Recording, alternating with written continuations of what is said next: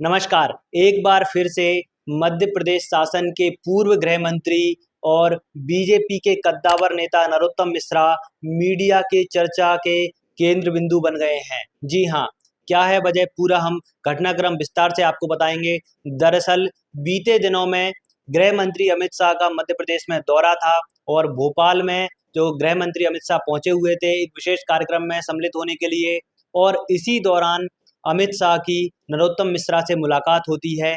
और ये जो मुलाकात है, सूत्रों की माने तो काफ़ी लंबी मुलाकात चली, काफ़ी लंबी चर्चा 1 टू 1 व्यक्तिगत रूप से अमित शाह ने नरोत्तम मिश्रा के साथ में की। और जब ये चर्चा की खबरें सामने आई तो पूरे ही राजनीतिक गलियारों में इस समय चर्चा के केंद्र में बन चुके हैं। क्या नरोत्तम मिश्रा को कोई बड़ी जिम्मेदारी आलाकमान दे सकता है? इस बात पर सभी लोग पूछ रहे हैं। और सबसे बड़ी बात है कि बीजेपी में जो वर्तमान में प्रदेश अध्यक्ष वी.डी. शर्मा हैं, उनका लगभग कार्यकाल खत्म होने को है, या फिर कह सकते हैं उनके कार्यकाल को एक्सटेंड किया जा रहा है लगातार।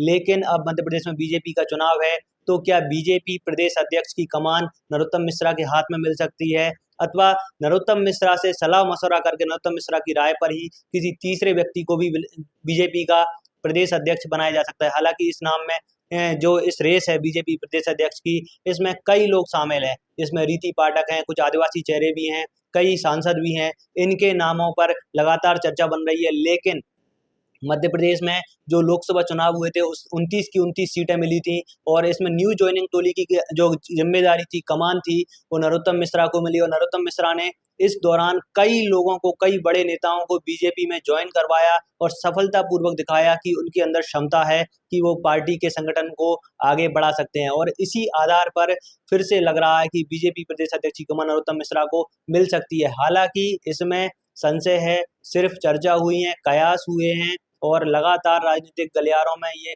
सुर्खियां हैं, ये तेज हो रही हैं कि अमित शाह और नरोत्तम मिश्रा के बीच में जो बातचीत हुई उसका क्या मतलब था, क्या अर्थ था। लेकिन राजनीतिक पंडित इसी बात का, इसी से आशा लगा रहे हैं कि जो चर्चा हुई थी वो विशेष रूप से बीजेपी प्रदेश अध्यक्ष के नाम को लेकर के हुई थी। फिलहाल आपका इस घटनाक्रम के बारे में जो भी सोचना, अपनी राय जरूर लिखें और बने रहे हमारे साथ ऐसे ही अपडेट्स।